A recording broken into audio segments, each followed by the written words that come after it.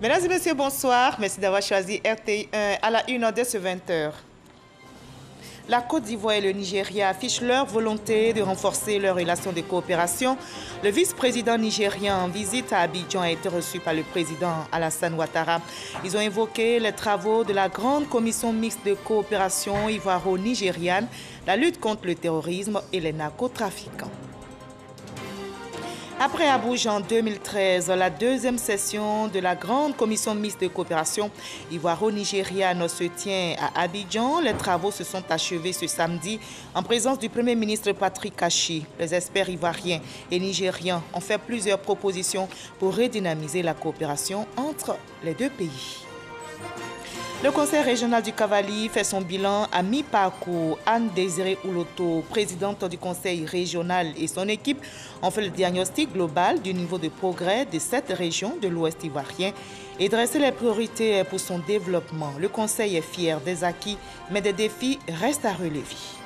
La Côte d'Ivoire est présente à la COP26, la conférence internationale sur le climat qui se tient à Glasgow, en Écosse. La délégation ivoirienne est conduite par le ministre Jean-Luc Cassi avec son collègue Alain Richard Donvaï, ministre des Eaux et Forêts.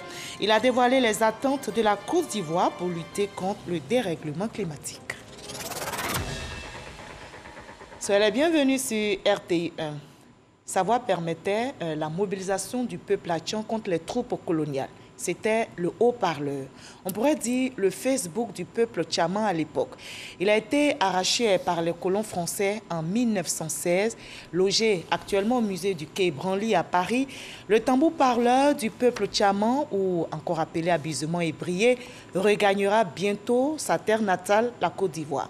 On prépare le retour de ce trésor culturel. Ainsi, comme le Bénin et le Sénégal, la Côte d'Ivoire, notre pays, entame le transfert de ces biens culturels détenus à l'étranger. Mais quelles seront les conditions d'accueil, de conservation, de sécurisation? Nous avons invité pour nous répondre à cette page culture Dr Sylvie Memel Kassi, directrice du Musée des civilisations d'Abidjan. Bonsoir, Dr Memel. Bonsoir Marie-Laure. Alors, le retour au bercail du tambour parleur du peuple tchaman ou encore ébrié est perçu comme un événement historique pour notre pays. Oui, comme vous l'avez dit tantôt, après donc le Sénégal et le Bénin, c'est au tour de la Côte d'Ivoire d'accueillir sur son sol son bien culturel confisqué il y a 105 ans pendant la colonisation. Plus d'un siècle. Oui, et il s'agit bien sûr du Guigui Ayokoué. Et vous allez nous en dire davantage dans la page culture. Tout à fait.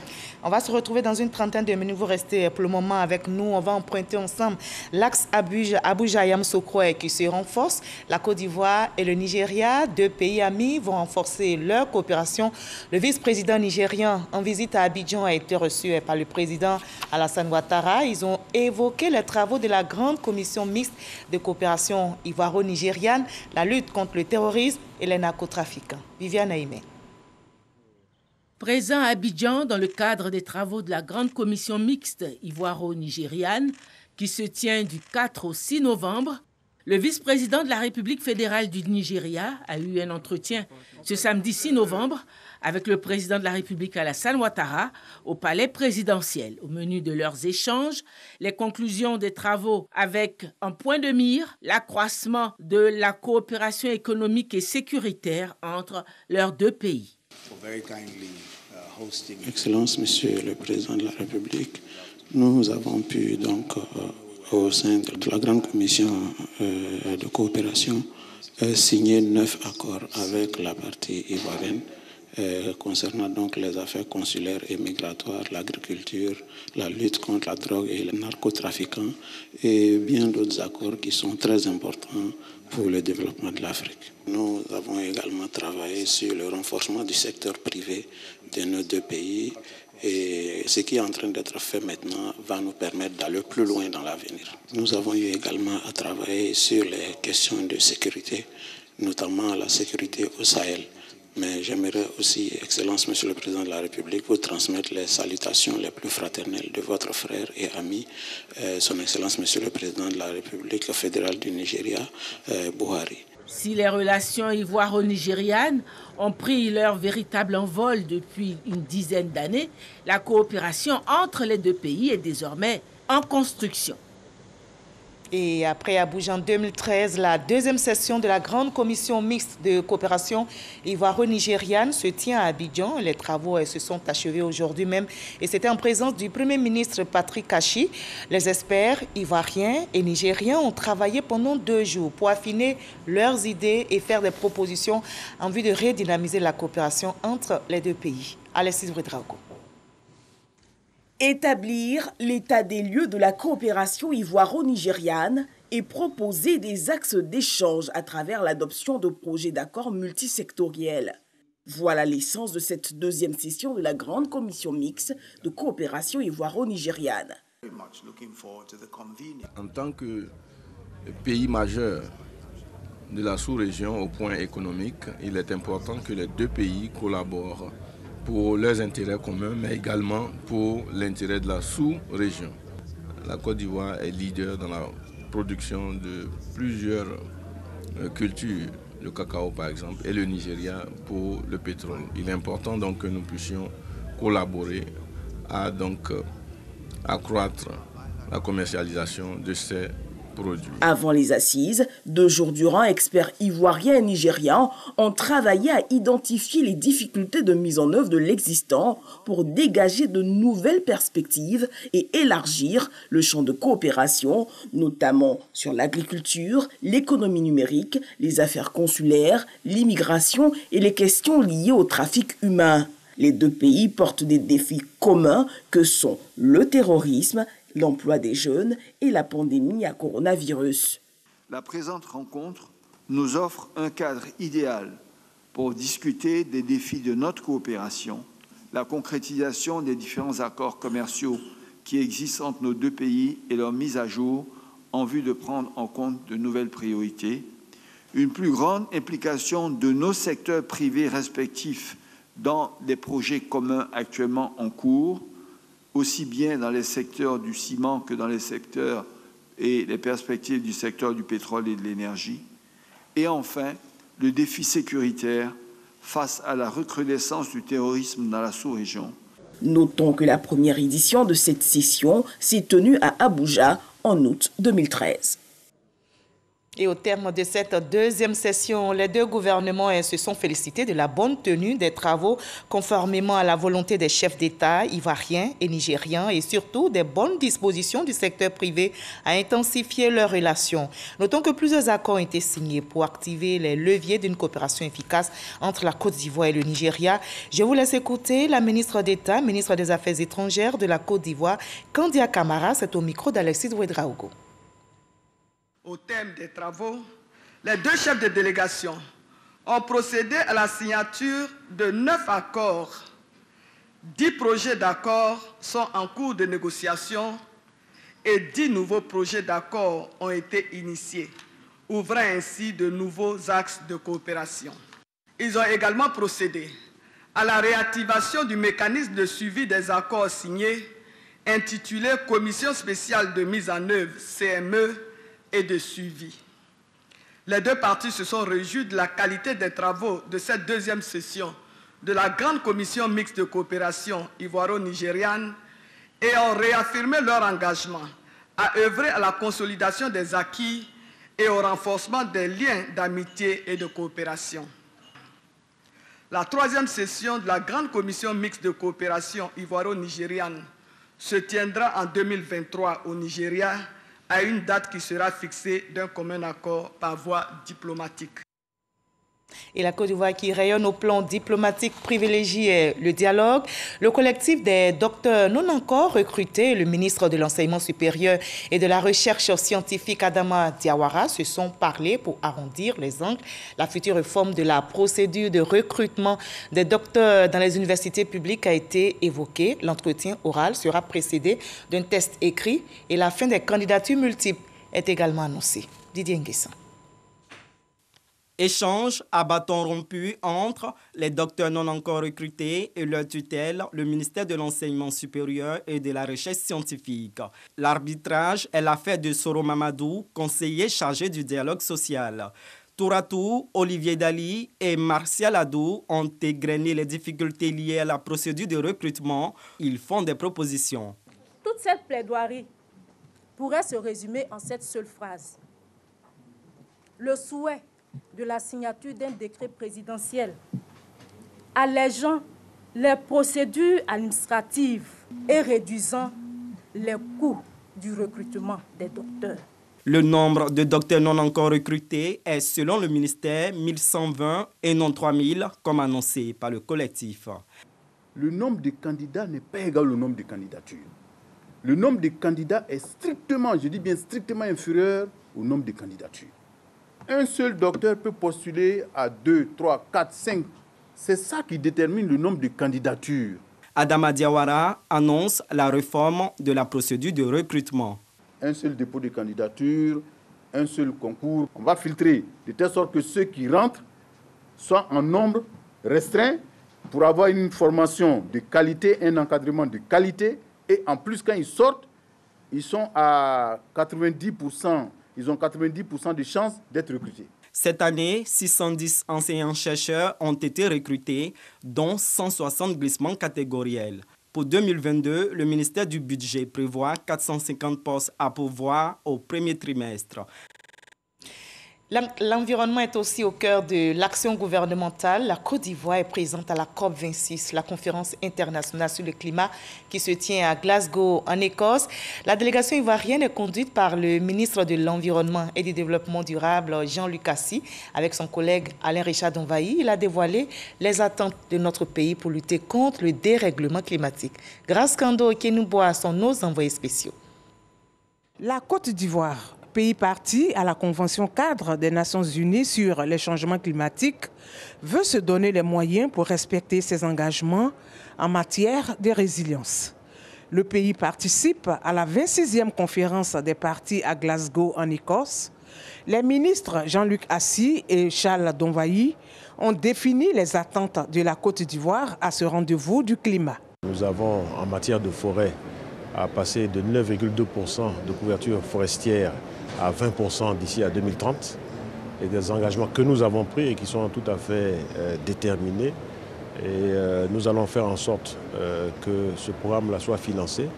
Il nous faut 616 milliards de francs CFA environ pour financer sur 10 ans notre politique forestière. Ce que nous attendons donc de cette COP, c'est qu'on reparte ici avec des résultats concrets. Que les pays qui se sont engagés donc, à accompagner donc, les actions des différents pays dans le cadre donc, de la réduction des gaz à effet de serre et les effets donc, des changements climatiques, ces engagements soient effectifs par les pays donc, qui ont pris donc, ces engagements.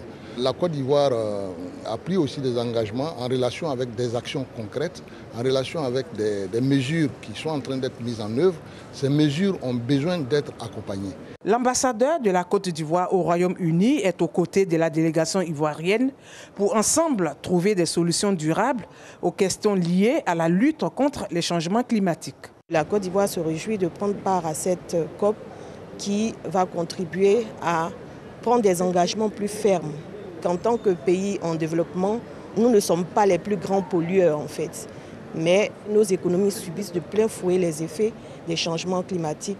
Et il est important pour nous de pouvoir être à ces assises et recueillir le plus grand bénéfice pour le bien-être de nos populations. Au cours de la COP26 à Glasgow, la Côte d'Ivoire mettra l'accent sur 5 thématiques: l'adaptation, l'agriculture, la transition énergétique, le transport et la finance.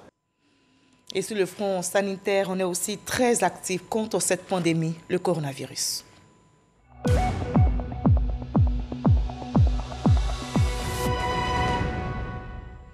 Voilà, la lutte contre la pandémie dans notre pays s'intensifie. La Côte d'Ivoire vient de recevoir 432 000 doses d'AstraZeneca. Ces vaccins proviennent de l'Espagne, de la Finlande et de l'Islande. Ces doses permettront à l'État ivoirien d'augmenter l'offre de vaccins et permettre à tous de se faire vacciner. Noël Dagnogo, Franck Quadio. Le gouvernement ivoirien ne baisse pas les bras dans la lutte contre le coronavirus. 432 000 doses d'AstraZeneca ce jour, en provenance de l'Espagne, de la Finlande et de l'Islande. Ce don est composé de vaccins de seringues et de chambres froides qui permettront une meilleure conservation des doses vaccinales à l'intérieur du pays. Ce matériel permettra aussi à la Côte d'Ivoire d'augmenter l'offre vaccinale afin de lutter efficacement contre la pandémie à Covid-19. Pour l'Espagne, il s'agit du premier don de vaccins en direction de l'Afrique, ce dont vient renforcer le lien de coopération entre les deux pays. L'Espagne est heureuse aujourd'hui de pouvoir soutenir les efforts du gouvernement de la Côte d'Ivoire dans sa lutte contre le Covid-19. Et ça nous fait plaisir que les pays choisis soient la Côte d'Ivoire, un pays frère, un pays ami, un pays partenaire.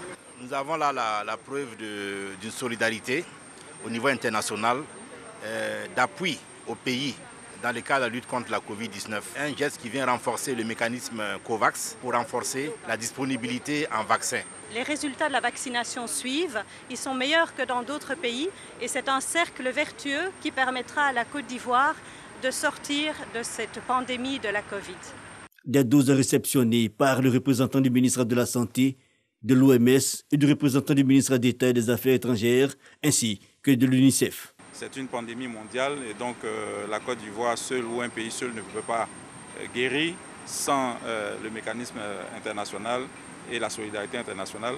Et donc nous saluons ce geste qui vient renforcer nos doses. C'est l'occasion pour moi de lancer un appel à la population et donc demander à ces populations de se faire vacciner, de faire confiance au gouvernement ivoirien, aux autorités ivoiriennes qui leur donnent l'occasion de se protéger et de protéger leur famille contre cette pandémie. À ce jour, la Côte d'Ivoire a reçu plus de 7 900 000 doses de vaccins, dont 2 808 290 doses d'AstraZeneca dans le cadre de la politique nationale de prévention et de lutte contre la pandémie à coronavirus. Et on marque dans nos calendriers le 5e recensement général de la population et de l'habitat qui démarre le 8 novembre prochain sur toute l'étendue du territoire. Et bien, à quelques jours de cet important rendez-vous, le corps préfectoral a été invité à accompagner efficacement le processus. C'est la capitale politique ivoirienne Yamoussoukro qui a abrité cette rencontre. Kader Sogodogo pour le reportage. Le 8 novembre démarre le recensement général de la population et de l'habitat RGPH 2021. Le corps préfectoral a été réuni à Yamoussoukro en sa qualité de maillon essentiel pour la réussite de l'opération. Nous avons besoin, dans ce cadre, de votre accompagnement, de votre soutien pour faciliter le travail des agents de collecte. Il s'agit de leur apporter toute l'assistance pour leur déplacement, leur introduction dans les ménages et tout autre appui indispensable à la réussite du recensement 2021. Le ministre de l'Emploi et de la Protection sociale, membre du Conseil national de recensement, a exhorté les préfets, secrétaires généraux de préfecture et les sous-préfets à parfaire l'opération pour des données fiables, source d'une meilleure planification du développement. Le président de la République est pour le développement. Et aucune action en matière de réalisation d'infrastructures de tout type, que ce soit l'eau, l'électricité, ne peut être bien adressée si préalablement on n'a pas un niveau d'information fiable sur le nombre de personnes qui vivent dans l'espace géographique déterminé. Donc cet exercice de recensement, de dénombrement qui doit être fait, est un exercice vital. Le corps préfectoral est plus que jamais déterminé. Tout projet de l'État constitue pour nous une instruction d'office. Et par conséquent, nous nous engageons. Je vais même plus loin pour dire que, avant même de recevoir ces instructions de ce jour, nous avions commencé depuis quelques mois à sensibiliser nos populations. Et nous avons déjà réitéré l'engagement du corps préfectoral dans cette opération citoyenne d'abord, et puis qui nous incombe en premier lieu. Le recensement général de la population et de l'habitat 2021 va durer 21 jours et concerne l'ensemble des habitants. Et avant cela, le conseil régional du Cavali fait son bilan à mi-parcours. Anne-Désirée Ouloto, président du conseil régional, et son équipe ont fait le diagnostic global du niveau de progrès de cette région de l'Ouest ivoirien et ils ont dressé les priorités pour son développement. Le conseil est fier des acquis, mais des défis restent à relever. Jamagagi. Après les projets de développement, place à un bilan à mi-parcours dans la région du Cavali. Durant ces 3 dernières années, des investissements majeurs ont été entrepris à Guiglo, Bloliquin, Tout-le-Pleu et Taï. L'heure est venue pour ces ressortissants de ces 4 sous-préfectures de la région de faire un état des lieux et d'optimiser le bien-être des populations. Avec un taux de 60% de couverture médicale et de 75% de taux d'électrification des villages, la présidente du conseil régional se dit satisfaite, mais ses acquis restent à être consolidés. À l'école du président Alassane Ouattara, il ne saurait y avoir de place pour l'autosatisfaction. Il nous reste encore beaucoup à faire. Et notre rêve est encore plus grand.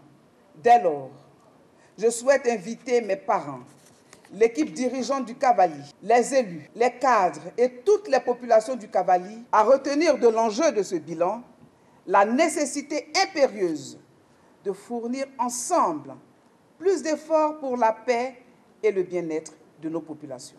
76% des subventions de l'État, à travers un programme trinal 2019-2021, ont été investis par le Conseil dans le secteur de l'éducation et de la santé dans le Cavali, ministère de tutelle, membres du gouvernement, présidents d'institutions, tous ont tenu à soutenir l'initiative de cette collectivité et rappeler l'engagement du chef de l'État pour le Cavali.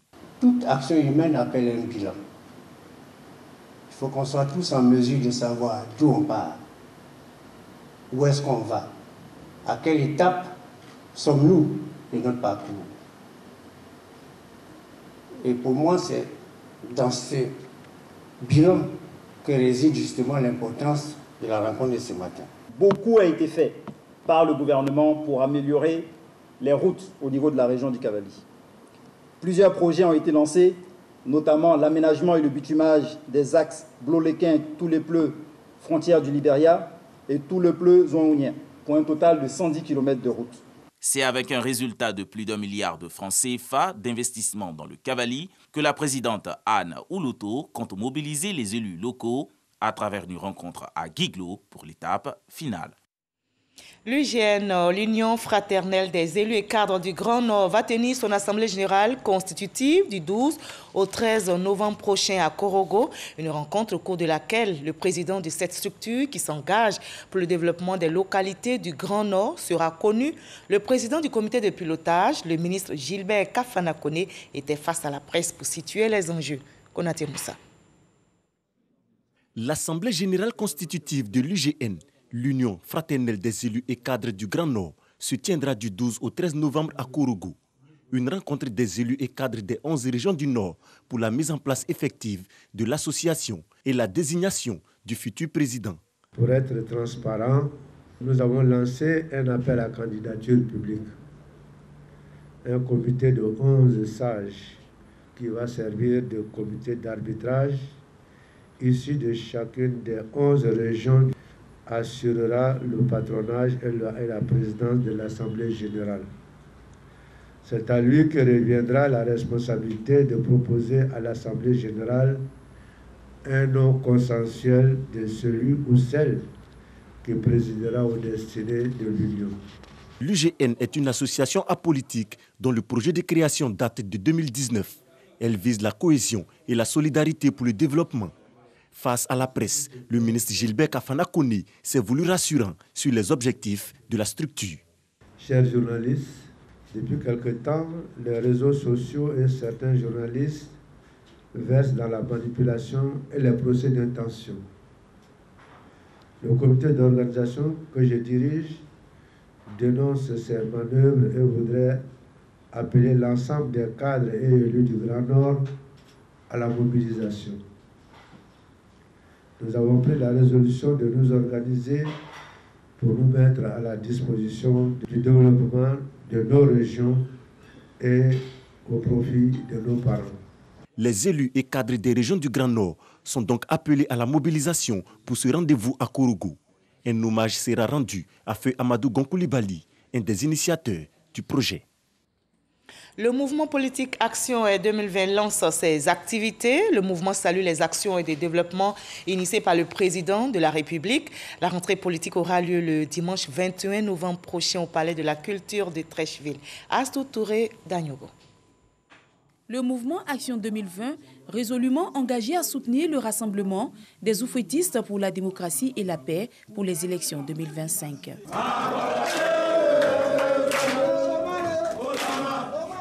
Cette préoccupation était au centre d'une rencontre initiée par cette organisation politique. Le mouvement Action 2020 entend saluer les nombreuses actions engagées par le président de la République, Alassane Ouattara, au bénéfice des populations. Le 22 novembre prochain, le mouvement politique Action 2020 entend rendre un vibrant hommage au président de la République. Cette rencontre marquera également la rentrée politique du mouvement. Le challenge est encore grand. Pour nous, en tant que leaders de jeunesse, nous devons toujours rester éveillés pour accompagner le président Alassane Ouattara et attendre son mot d'ordre en 2025. Nous voyons les grands chantiers de développement du président Alassane Ouattara. Il est bon pour nous vraiment de démontrer à l'international qu'en Côte d'Ivoire, nous sommes unis et que ce jour-là, nous aurons un objectif de plus de 8000 personnes pour dire merci à la Côte d'Ivoire pour le choix porté à notre président Alassane Ouattara. Rappelons que le mouvement politique Action 2020 a été créé en 2014. Le CNDH, Conseil national des droits de l'homme, vient de produire un manuel sur les défis majeurs de la réalisation des droits de la femme et de la fille, un document qui relève les efforts consentis par le gouvernement, mais également les défis à relever en la matière. Une contribution du CNDH pour un meilleur plaidoyer. Michel Mambo. L'état des lieux des droits de la femme et de la fille en Côte d'Ivoire. Les défis liés à la réalisation de leurs droits. Ce manuel de 46 pages conçu par le CNDH, Conseil national des droits de l'homme, fait le point et tire la sonnette d'alarme. Ce manuel se veut un outil d'aide à la décision, une contribution citoyenne à capitaliser les acquis et un levier à actionner pour continuer les efforts qu'il importe de ne point relâcher. À travers cette démarche, le CNDH ouvre la droite ligne des prérogatives qui lui sont conférées. Défi majeur de la réalisation des droits des femmes et des filles en Côte d'Ivoire. Ce manuel se veut un outil d'aide à la prise de décision. La ministre de la Femme, de la Famille et de l'Enfant salue l'initiative. Nassene Touré rassure quant à l'engagement du gouvernement pour la cause. Ce document, et cela est à saluer, met un éclairage sur ces défis qui nous interpellent et nous mobilisent dans nos plans de réponse. La lutte contre les violences basées sur le genre est plus que jamais notre cheval de bataille et nos équipes sont à pied d'œuvre pour combattre le fléau dans une approche multisectorielle. La synergie des actions de lutte contre ces violences se renforce. La communication pour le changement de comportement, de même que les textes de loi pour la répression des viols, sont autant de stratégies de riposte qui appellent l'engagement de tout un chacun. Une remise symbolique de l'ouvrage aux membres du corps diplomatique présents à cette cérémonie et à ceux de la société civile, entre autres temps forts de cette rencontre. Et nous sommes samedi, place à l'instant culture de ce 20h.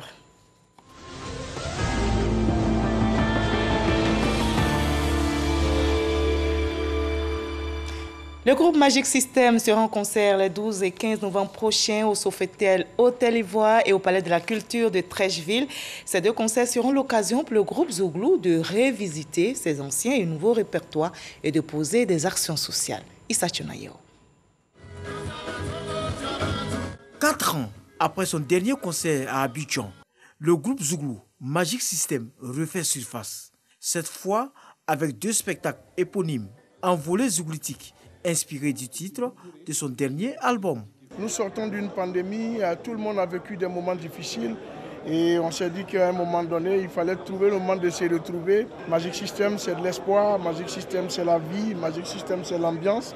Et à travers ces 2 concerts, c'est cette communion-là que nous allons avoir avec les Ivoiriens. Asalfo, Manadja, Goudé et Tino mettent à profit ces 2 concerts pour poser des actions sociales. Avant ce concert, il y aura des rencontres avec des jeunes pour partager notre expérience, des rencontres avec des acteurs culturels pour parler de notre expérience dans ce milieu de la culture et aussi une campagne de don de sang que nous allons organiser pour pouvoir permettre à des gens de donner du sang pour aider ceux qui en ont besoin et aussi surtout cette campagne de vaccination que nous allons continuer à ce concert en collaboration avec le ministère de la Santé. Nous avons décidé de mettre encore en place un centre de vaccination qui va permettre à tous les jeunes qui vont se déplacer au Palais de la Culture de se faire vacciner sur place. Le groupe Magic System prend donc rendez-vous avec les spectateurs et fans pour les 12 et 15 novembre 2021, respectivement au Sofitel Hôtel Ivoire et au Palais de la Culture de Treichville. En image, Avago, village situé à 6 km de Jacquesville, a sacrifié pendant une semaine à la cérémonie de sortie de la génération Omancron, 7 jours rythmés par des rituels traditionnels et épreuves physiques pour attester de la maturité des membres de la génération. Le reportage de Michel Digré dans nos prochains journaux. Et on en arrive à l'entretien avec notre invité de la page culture. Je vous retrouve avec plaisir, Dr Sylvie Memel-Kassi. Et je rappelle que vous êtes la directrice du Musée des civilisations d'Abidjan. Dites-nous, quel est le nom et l'histoire de ce tambour qui concentre l'attention en pays Hatchan et en Côte d'Ivoire en général? Merci beaucoup. Il s'agit du Djidji Ayokwe, qui est le tambour parleur du peuple tchaman, appelé abusivement ébrié. C'est pas faux de le dire quand même. Non, c'est pas faux de le dire. Et donc, en 1916, ce tambour a été confisqué par l'administrateur colon, Simon, qui voulait punir le peuple tchaman du village d'Adjamé qui refusait de prendre part à l'exécution des travaux pour la route qui part d'Abidjan à Boboté. Et donc, il a pris ce tambour pour les punir parce qu'il savait qu'ils étaient attachés à cet objet-là. Et ce tambour-là s'est retrouvé... Alors, donc, le tambour s'est retrouvé donc, en 1930 dans les collections françaises et depuis 1971 dans les collections du musée du Quai Branly. Alors, en quoi la restitution du Djidji Ayokwe, j'espère que je prononce bien, Ayokwe, c'est ça, à ce tambour parleur réclamé de longue date, est-il si important pour notre pays? C'est important en ce sens que du point de vue de l'éthique, c'est quelque chose qui a été volé, donc ça doit retourner à son propriétaire. Et il y a aussi qu'avec le départ de ce bien culturel, comme la plupart des biens culturels, la plupart des biens de l'héritage ancestral, c'est une partie de l'histoire de la Côte d'Ivoire, pas seulement des Tchamans, mais de la Côte d'Ivoire qui disparaissait.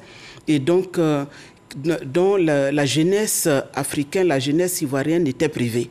Et donc, en demandant le retour, nous donnons la possibilité à la jeunesse ivoirienne de retrouver son histoire, de se recréer. Et de s'imprégner de cette histoire. Voilà, de retrouver son identité. Il y a aussi que la restitution révèle des enjeux au niveau scientifique, au niveau pédagogique, parce que nous allons interroger cet objet pour connaître l'historique et la provenance de cet objet. Il y a aussi les enjeux au niveau économique. Avec le tourisme, nous savons que cet objet sera aussi une possibilité pour la Côte d'Ivoire d'accroître son économie au niveau local, au niveau national. Autant de bénéfices. Ce tambour arrive quand? Alors, nous ne connaissons pas encore la date, mais ce sera décidé dans le cadre de la coopération entre la Côte d'Ivoire et la France. Mais si nous regardons un peu le processus suivi par le Bénin, qui aujourd'hui va retrouver ces 26 objets et va donc présenter en janvier 2022 à sa population, le Bénin étant dans la même organisation régionale que la Côte d'Ivoire au sein de la CEDEAO, la Côte d'Ivoire peut prétendre aussi obtenir son objet pas avant 2022, pas avant février 2022. Parce que nous avons besoin de mettre en place tout un processus, de nous préparer également. Et vous allez nous parler justement de cette préparation. Vous allez vous rendre bientôt en France justement pour cela. Oui, tout à fait. La Côte d'Ivoire va postuler et c'est Madame la ministre de la Culture et de l'Industrie des Arts et du Spectacle, Madame Arlette Badou Nguessan-Kouamé, Kwame, qui va porter la candidature de la Côte d'Ivoire au comité intergouvernemental de l'UNESCO sur le retour des biens culturels, justement. D'accord. Alors, comment vous préparez le retour au bercail de ce bien culturel, ce tambour parleur? Les conditions d'accueil, de conservation nous intéressent. Est-ce que ces conditions sont-elles réunies? Vous allez nous répondre, mais avant, on va regarder ce reportage de... comment il s'appelle? Notre reporter Serge Kolia et Yannick Foumi. On va regarder et puis on en reparle par la suite. Bientôt le retour du Djidji Ayekwe sur ses terres d'origine. Le tambour parleur du peuple hébrié aura passé 105 ans au musée du Quai Branly à Paris en France. C'est un événement historique. Il marque le top départ de la restitution des biens culturels ivoiriens par la France. Environ 20 000 à travers le monde. Une première liste de 148 objets d'art a été transmise au gouvernement français. Le président Emmanuel Macron s'est engagé à enclencher le processus de restitution de ces œuvres d'art africaines emportées ou pillées pendant la période de colonisation. Ainsi, après le Bénin qui recevra 26 œuvres d'art le 10 novembre prochain, ce sera au tour de la Côte d'Ivoire, puis d'autres pays africains. Un fait de l'histoire avec des répercussions économiques, scientifiques, culturelles et touristiques. Si la restitution des biens culturels est désormais un acquis, leur conservation et leur sécurisation devient une problématique urgente pour les Africains. En Côte d'Ivoire, le gouvernement prévoit la construction d'un nouveau musée de dimension internationale et 12 musées régionaux. Le reportage est réalisé par Yannick Foumi et Serge Kolia. Alors, on a entendu pas moins de 20 000 biens culturels ivoiriens sont détenus à l'étranger. Le Djidji Ayekwe, le premier trésor culturel, a regagné la terre natale. Les conditions d'accueil nous intéressent. Dites-nous d'abord où ce bien culturel sera-t-il logé? Le bien culturel va d'abord aller dans sa terre natale, c'est-à-dire dans le village d'Adjamé. Ensuite, il convergera vers le musée des civilisations qui sera sa destination finale pour permettre son accès à un public plus large au niveau national et international. Et au niveau de l'entretien, la conservation, pas d'inquiétude? Non. Sur ce plan, il faut dire que la Côte d'Ivoire compte quand même au nombre des pays qui, du point de vue muséologique, présente toutes les garanties de conservation de ces pièces. Vous n'avez qu'à vous rendre au musée, vous allez voir que toutes les pièces sont sous vitrine aujourd'hui.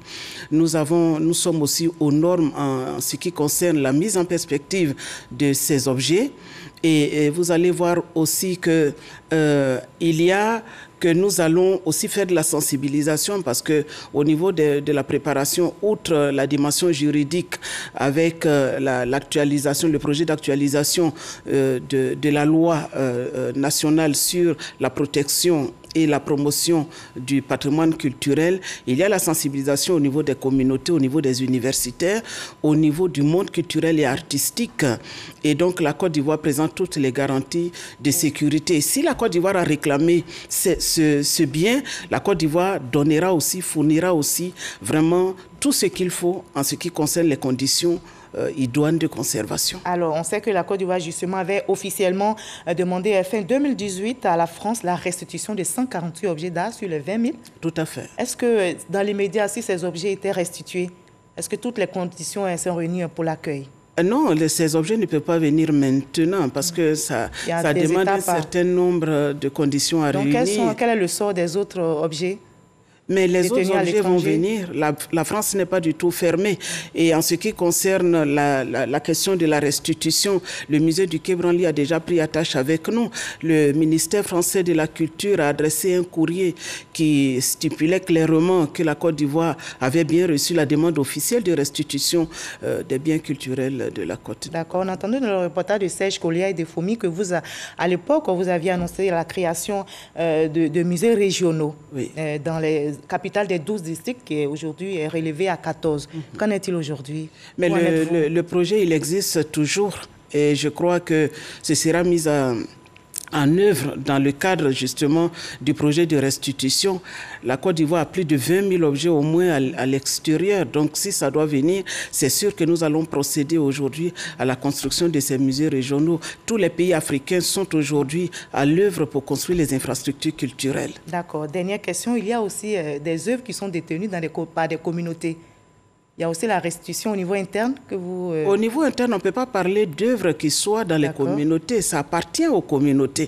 Mais les communautés aujourd'hui sont sensibilisées pour comprendre que le meilleur endroit pour mieux valoriser leur culture, c'est de les envoyer au moins au musée. Et il y a aussi la dimension sécuritaire aussi, parce que nous savons aujourd'hui que dans les communautés, il y a pas mal de choses qui se passent. Et ce sont des objets qui demain peuvent être bradés. Donc nous lançons justement un appel pour que soit ils les conservent bien ou carrément qu'ils donnent la possibilité au musée de conserver ces objets. Nous sommes allés à l'intérieur du pays, dans le peuple Gban ou Gagou, pour justement faire des recherches sur la culture de ce peuple-là et aussi au niveau des peuples Bidjan. Nous sommes aussi allés parce que l'objet qui va venir va faire aussi l'objet d'une exposition. Et cette exposition va nous donner la possibilité de connaître l'histoire authentique de la Côte d'Ivoire parce que la plupart des histoires racontées par le colon est déformée. D'accord. Merci beaucoup, Dr Sylvie Memel-Kassi, d'avoir répondu à nos questions, d'avoir été notre invité de la page culture. Très important de visiter le musée pour nous imprégner de notre culture. Merci d'avoir été avec nous.